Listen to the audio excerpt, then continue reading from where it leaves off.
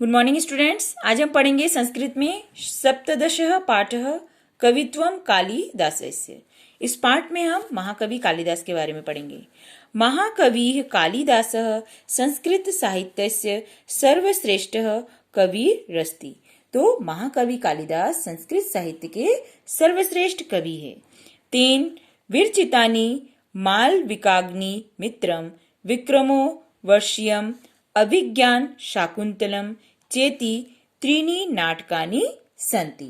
उनके द्वारा विरचित महाविकाग्नि मित्रम, विक्रमो वर्षीय और अभिज्ञान शाकुंतलम तो न केवल संस्कृत साहित्य का बल्कि विश्व का सर्वश्रेष्ठ नाटक है।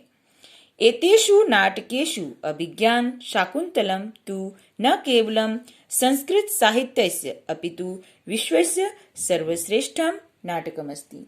तो इन सभी में जो शकुंतला अभिज्ञान शकुंतला नाम का जो नाटक है वो पूरे विश्व में सर्वश्रेष्ठ है।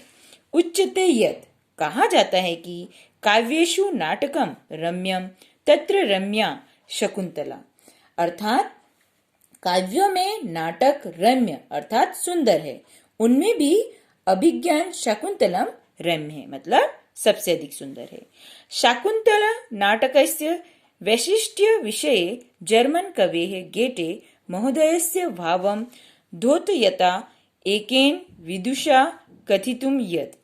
तो शकुंतलम नाटक के वैशिष्ट्य के विषय में जर्मन कवि गेटे के भाव को प्रकट करते हुए एक विद्वान द्वारा कहा गया है कि एकीभूतम भूतपूर्वमथवा सौलोके भूलोकयोः ऐश्वर्यं यदि वांछसि प्रिय सखे शाकुंतलम सेव्यताम, अर्थात यदि स्वर्ग लोक एवं भूलोक दोनों का एकत्र या अभूतपूर्ण आनंद को यदि चाहते हो, मित्र अभिज्ञान शाकुंतलम का सेवन कीजिए। आगे कहा है सप्त अंगात्मके नाटकेऽस्मिन् दुष्यंत शकुंतलयोः कथा तथा तयोः शिशोः भरतस्य शौर्यं वर्णितम्। 7 अंक के इस नाटक में दुष्यंत और शकुंतला की कथा तथा उन दोनों के शिशु की वीरता का वर्णन है। तस्य भारतस्य नाम्ना एव अस्माकं देशस्य नाम भारतवर्षम इति प्रसिद्धम अस्ति, और उस भरत के नाम से ही हमारे देश का नाम क्या पड़ा? भारतवर्ष। नाटके अस्मिन् भरतवाक्यमध्येन महाकवि कथयति पर्वतातां प्रकृतिहित्याय पार्थिवः सरस्वती श्रुति महती महीयतां ममापि च शपयतु नीललोहितः पूर्णभं परिगत शक्ति रात भूमम्। नाटक के अंत में सूत्रधार द्वारा कथित आशीर्वचन के माध्यम से महाकवि कालिदास कहते हैं कि राजा सर्वहित हेतु प्रवृत्त हो, श्रुति अर्थात वेद स्वरूपा महान सरस्वती देवी अर्थात सत साहित्य की प्रतिष्ठा होवे, और व्यापक शक्तिमान स्वयं उत्पन्न नील और गाढ़े लाल वर्ण वाले शिवाजी मेरे पुनर्जन्म को नष्ट करे, अर्थात भगवान शिव की कृपा से मेरा जन्म मरण रूप संसार का बंधन हमेशा के लिए छूट जाए। मालविकाग्नि मित्र नाटकम पंचाक्तम कमस्ति अत्र मालविका अग्निमित्रयोः कथा वर्णितास्ति। विक्रमो वर्षीय नाटके उर्वशी पुरुरव्यो कथा पंचांकेषु वर्णिता। अस्मिन् नाटके भारतवाक्यमध्येन काम्यते कवि यत्। तो मालविका अग्निमित्र नाटक 5 अंक वाला है। यहाँ मालविका और अग्निमित्र की कथा वर्णित है। विक्रमो वर्षीय नाटक में उर्वशी और पुरुखा की कथा 5 अंकों में वर्णित है।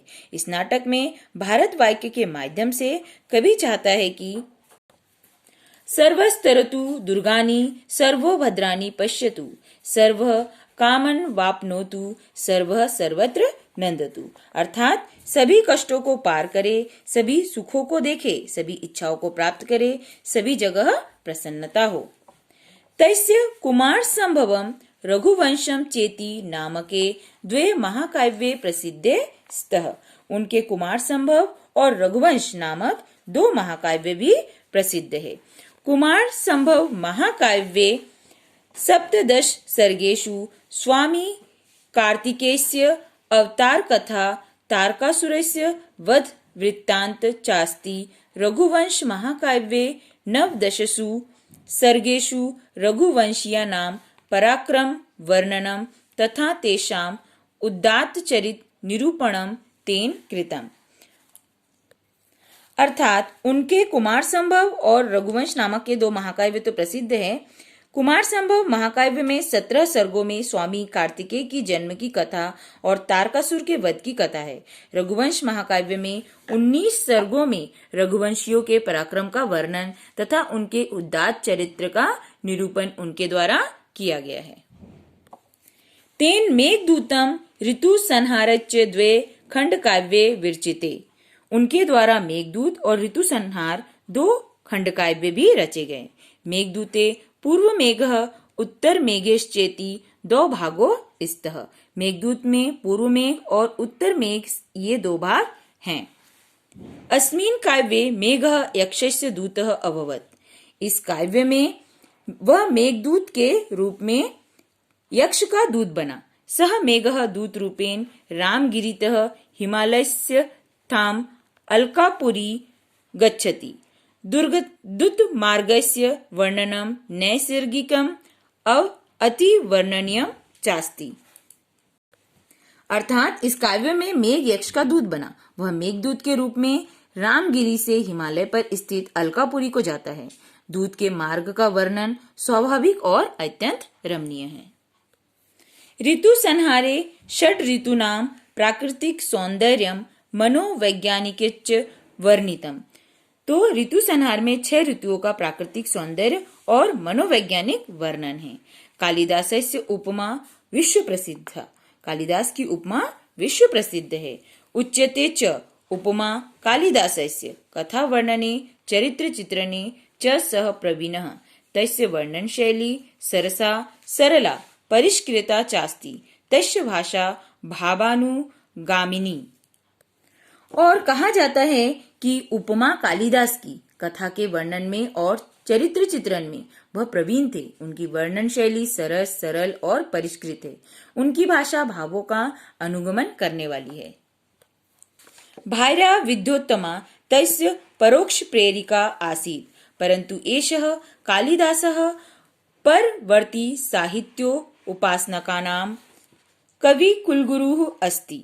कालिदासस्य ग्रंथानां अनुवादः प्रायः विश्वस्य सर्वासु भाषासु सज्जतात। तो पत्नी विद्योत्तमा उनको अप्रत्यक्ष रूप से प्रेरित करने वाली थी, परंतु यह कालिदास उत्तरकालीन मतलब बाद के साहित्यकारों के कवि कुलगुरु हैं। कालिदास के ग्रंथों का अनुवाद प्रायः विश्व की सभी भाषाओं में हुआ है। उज्जैनी तस्य जन्मस्थली इति केचित् अन्य विदर्भमपि मन्यन्ते। वैदर्भी रीतित कर्णेन मेघदूत प्रमाणेन च।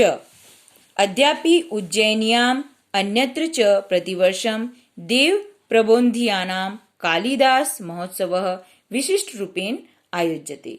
उज्जैनी उनकी जन्मस्थली थी।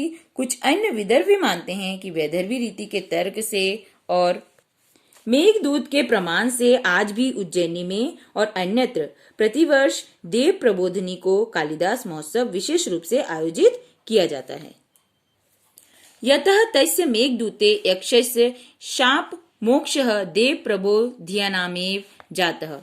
यक्ष व्यजानेन महाकवि आत्मव्यथां प्रस्तुतवान् इति विदुषां मतम्। अतः देव प्रबोधिनी तिथि महाकवे उत्सव दिवसः न तु जन्म दिवसः। जन्म दिवसस्तु शोध विषयो वर्तते। क्योंकि उनके मेघदूत में यक्ष की शाप से मुक्ति देव प्रबोधिनी को हुई। यक्ष के बहाने से महाकवि ने अपनी व्यथा को प्रस्तुत किया, ऐसा विद्वानों का मत है। इसीलिए देव प्रबोधिनी तिथि महाकवि का उत्सव दिवस है, न कि जन्म दिवस। जन्मदिन तो शोध का विषय है। अपि च उक्तम, और कहा भी गया है, पुरा कविनाम गणना प्रसंगे कनिष्ठी काधिष्ठित कालिदासः अद्यापि ततुल्य कवेर भावादनामिका सार्थवती बभूव। अर्थात प्राचीन काल में कवियों की गणना के प्रसंग में कनिष्ठिका पर स्थापित हो जाने पर आज भी उनके समान कवि के अभाव के कारण अनामिका उंगली सार्थक हुई। तो आज हमने सप्तदश पाठः कवित्व कालिदास समाप्त कर लिया है। आपको आज इस पाठ को कम से कम 2 बार रीड करना है। नेक्स्ट पीरियड में हम इसके प्रश्नोत्तर लिखेंगे।